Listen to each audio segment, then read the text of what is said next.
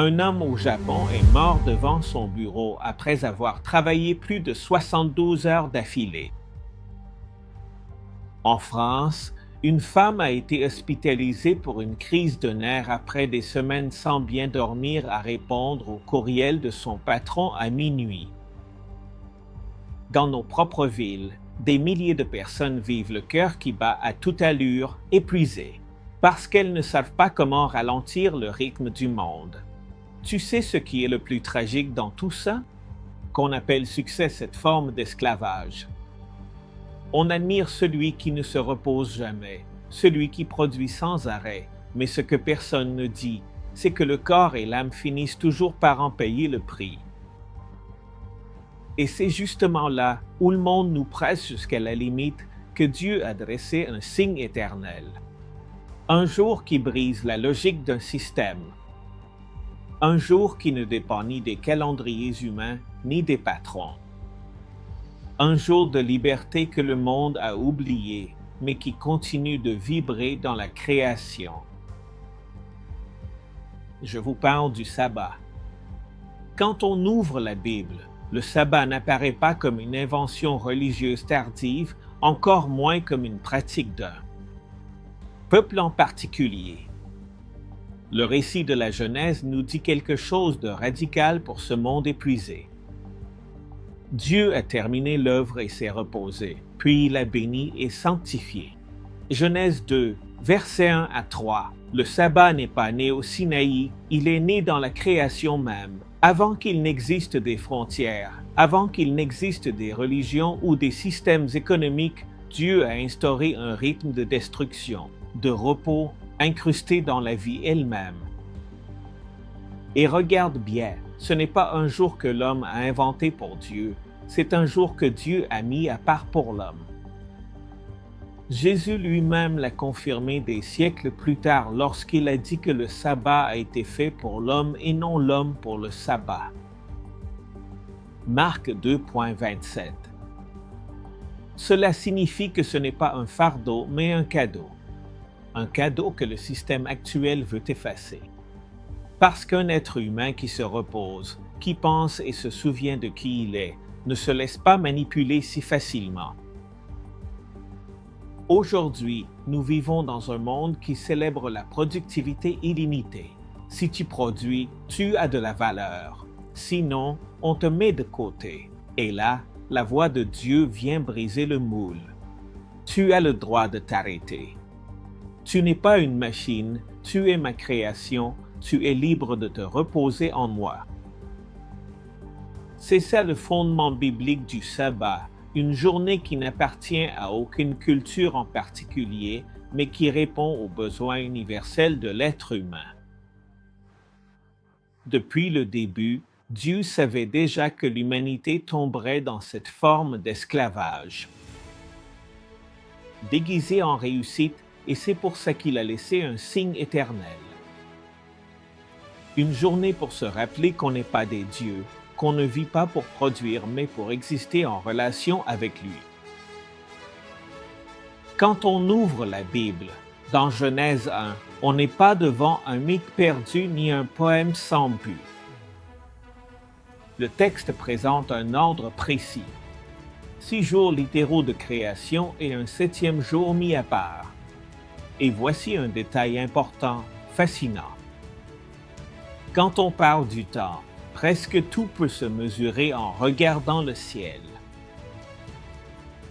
Le jour, par exemple, c'est le résultat de la rotation de la Terre sur son propre axe. Chaque fois que la Terre fait une rotation complète, le Soleil revient à la même position à l'horizon. Et ça marque le lever et le coucher du Soleil. Une journée complète. Le mois aussi, on l'a devant les yeux. Il suffit de regarder la Lune. De la nouvelle Lune jusqu'à ce qu'elle redevienne nouvelle Lune, il s'écoule environ 29 jours. C'est ça qui a donné naissance au premier calendrier lunaire dans les civilisations anciennes.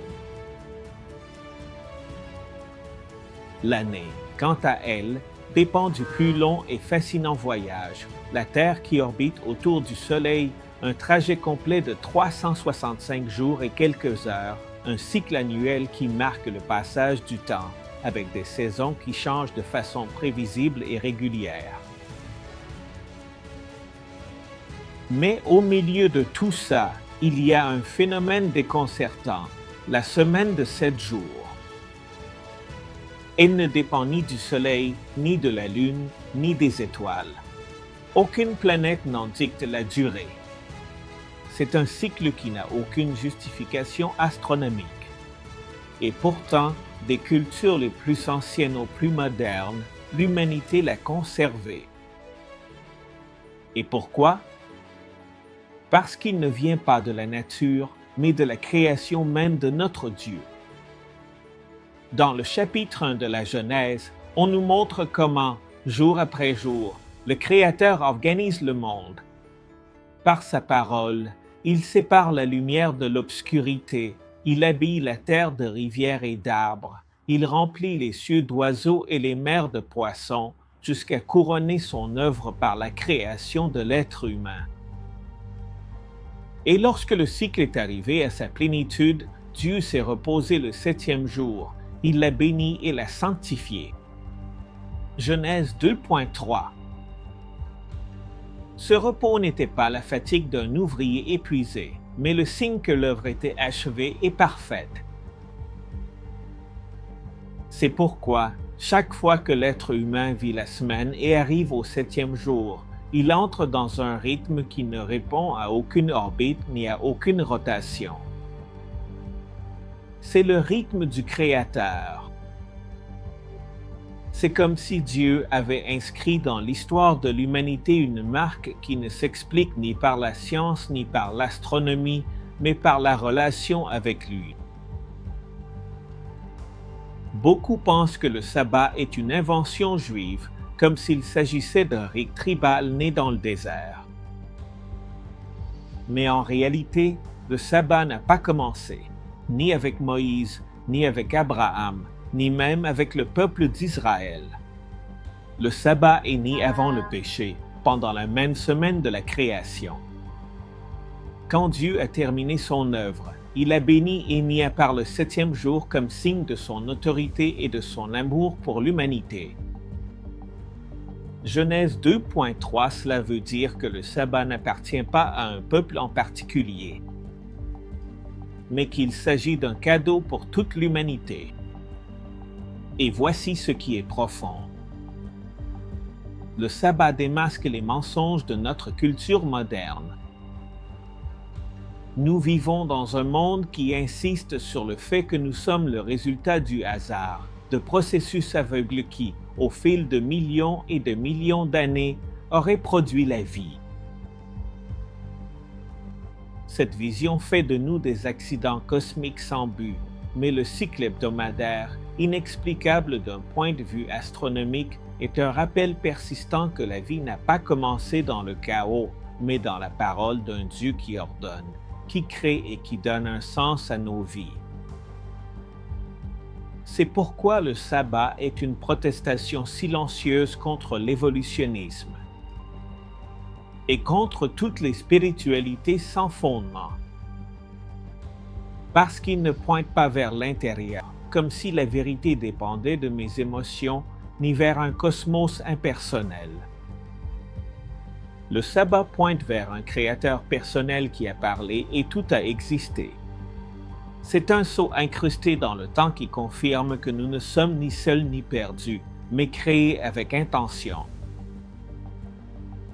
En fait, chaque fois qu'une semaine se termine et que le 7e jour arrive, l'humanité se retrouve, qu'elle le veuille ou non, face à un mémorial de la création.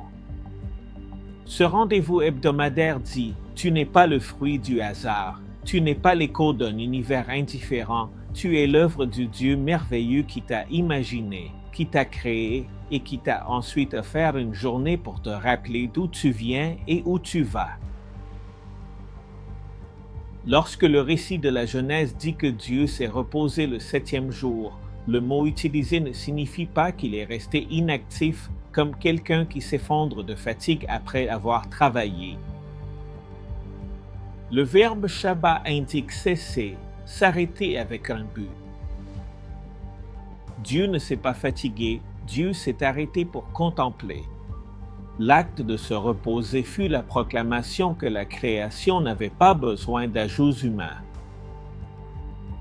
Elle était complète, parfaite dans sa conception. Dans un monde où l'on ne s'arrête jamais, où les gens consultent leur téléphone même la nuit, où le travail s'étend jusqu'à envahir l'âme, le sabbat révèle un secret oublié. Il y a une plénitude au-delà de la productivité. La vie ne se mesure pas seulement en résultats. Le Créateur a arrêté son œuvre pour dire « Cela suffit, c'est très bon ». Le texte ajoute que Dieu a béni le 7e jour. C'est le mot en hébreu « merci », « barai », qui signifie insuffler la vie, accorder la fécondité. Ce n'est pas un simple vœu pieux, c'est un acte créateur. Tout comme il a béni les animaux et l'homme pour qu'ils se multiplient, il a aussi béni un segment du temps pour qu'il soit une source inépuisable de renouveau. C'est pourquoi chaque sabbat n'est pas un cycle qui se répète par habitude, c'est une source qui s'ouvre à nouveau. Ce que Dieu bénit ne se grise jamais. Et ici, il y a un affront direct à notre génération, obsédée par la recherche d'énergie dans des objets rituels ou des philosophies. Le sabbat est le seul moment qui porte en lui la bénédiction du Créateur, un espace qui respire au rythme même de Dieu. Finalement, le texte déclare que Dieu a sanctifié le 7e jour. En hébreu, le mot est kadash, ce qui signifie mettre à part, marqué d'un but sacré. Il n'a pas sanctifié une montagne, ni une rivière, ni un temple. Il a sanctifié le temps. C'est révolutionnaire. Toutes les religions anciennes cherchaient un lieu sacré, un objet sacré. Dieu, par contre, a fait du temps son sanctuaire. En sanctifiant le sabbat, Dieu a laissé son empreinte sur le calendrier humain, un rappel que la vie n'est pas un cercle sans direction, mais une histoire pleine de sens. Et ici, il dévoile un autre mensonge, que le temps n'est qu'une succession sans but. Non, ce n'est pas le cas. Le temps a un centre, un rythme, un jour qui nous ancre à notre origine et nous projette vers l'avenir. Le repos, voilà la bénédiction, et Dieu l'a sanctifié. Ce ne sont pas que des mots, c'est la carte divine pour l'âme humaine. S'arrêter, recevoir la vie, vivre avec un but, et ce qui est surprenant, c'est que cela n'a pas commencé au Sinaï, ni avec les Juifs, ni avec une loi imposée à un peuple en particulier.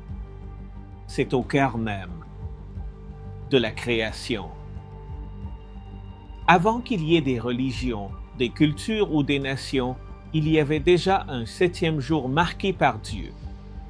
Le sabbat n'est pas une invention humaine, c'est un monument dans le temps, un témoin silencieux qui traverse les générations et nous rappelle qui nous sommes et d'où nous venons. Dans Exode chapitre 16, merci. Même avant que Dieu ne prononce les 10 commandements au Sinaï, le peuple d'Israël apprenait déjà en pratique ce que signifiait le sabbat. La scène est puissante. Chaque matin, le sol était couvert de manne, une nourriture que personne n'avait jamais vue auparavant. Mais il y avait une règle très claire, collecter chaque jour ce qui était nécessaire et rien de plus, sauf vendredi. Ce jour-là, ils pourraient récolter une double portion car le samedi, il n'y avait absolument rien. Et quand ils l'ont gardé pour le sabbat, quelque chose d'étonnant s'est produit. Il n'a pas pourri, il n'est pas devenu véreux, il est resté frais. Tu te rends compte? Comprenez-vous le message? Le sabbat n'est pas né au Sinaï. Le sabbat n'est pas né avec les Juifs. Le sabbat est enraciné dans la création même et dans la providence de Dieu.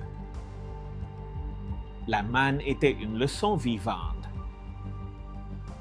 Le sabbat est un rappel que nous ne vivons pas par nos propres efforts, mais grâce à la provision du Créateur. Ce n'était pas simplement une journée sans travail, c'était la proclamation hebdomadaire que la vie ne dépend pas de ce que tu accumules, mais de celui qui te soutient, de celui qui soutient ton existence.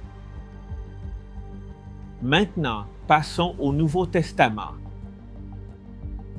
Jésus, entouré de discussions et de règles humaines qui avaient déformé et éclipsé le sabbat, prononce une phrase qui fait éclater tous les cadres.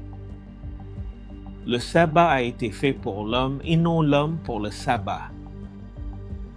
Marc 2.27 avec ces mots, Jésus redonne au sabbat son intention originale. Ce n'est pas un système oppressif, c'est un cadeau. Ce n'est pas une obligation vide, c'est un acte de libération. Le sabbat a été fait pour toi. Si on réunit les deux scènes, on voit la cohérence. Dans Exode 16, Dieu montre que le sabbat est un repos soutenu par sa provision. Et dans Marc 2, Jésus nous rappelle que le sabbat est un don, pas un fardeau, pas une charge. Et ça touche directement la vie d'aujourd'hui. On vit dans une société qui te convainc que ta valeur dépend de ta productivité, de tes likes, de ce que tu génères. Mais chaque sabbat, un témoignage se lève contre ça. Ta valeur ne vient pas de ce que tu produis, mais du fait que tu es une création et l'objet de l'amour de Dieu. La manne, Dieu a enseigné qu'il prend soin. Dans les paroles de Jésus, Dieu a réaffirmé qu'il offre le repos en cadeau. Le sabbat reste cet espace où tu découvres que ta vie n'est pas soutenue par le hasard, ni par l'économie, ni par ta performance, mais par un Dieu qui te dit « Arrête-toi, je suis suffisant pour toi ». Il y a une confusion qui revient toujours sur ce sujet. Est-ce que le sabbat sauve? Si ça ne sauve pas, pourquoi l'observer? Et la réponse est directe. On n'observe pas le sabbat pour être sauvé. On l'observe parce qu'on a déjà été touché par la grâce du Sauveur. Le sabbat n'est pas la cause du salut, c'est la conséquence de l'avoir reçu. Tout comme tu ne cesses pas d'être reconnaissant, de rester l'enfant de tes parents en leur obéissant, mais tu obéis parce que tu es leur enfant, le repos du sabbat découle d'une relation déjà établie avec Dieu. Certains disent « Jésus est notre repos, pas un jour », et c'est vrai. Jésus est le vrai repos de l'âme, mais justement parce qu'il est notre repos, il nous a laissé un moment concret dans le temps pour vivre et goûter ce repos de façon réelle. Ce n'est pas une contradiction, c'est une cohérence parfaite. Le sabbat est le signe visible d'un repos invisible. Sans ce jour-là, le repos en Christ peut se dissoudre en théorie en une idée abstraite qui ne se concrétise jamais. Mais chaque 7e jour, ce repos devient tangible. Tu peux t'arrêter, cesser de produire et reconnaître que ta vie est soutenue par lui. Le sabbat n'est pas un fardeau, c'est un rappel, ce n'est pas un effort humain, c'est un cadeau divin. Et ce cadeau te crie à l'oreille dans une société qui ne sait pas s'arrêter. Ta valeur ne dépend pas de ce que tu fais, mais de celui qui t'a créé et qui t'a sauvé. Aujourd'hui plus que jamais, l'invitation de Dieu tient toujours. Arrête-toi, repose-toi en moi. Tu n'es pas une machine, tu n'es pas le fruit du hasard. Tu es mon fils, ma fille. Je suis ton créateur et ton sauveur, nous dit Dieu. Le sabbat, c'est ce pont où la création et la rédemption se rejoignent. Celui qui a dit que la lumière soit, c'est le même qui, sur la croix, a crié « Tout est accompli ». Et chaque sabbat, tu peux entrer dans ce cercle de repos qui n'est pas seulement physique, mais aussi spirituel. Repos de l'anxiété, repos de la culpabilité, de la solitude et de la peur.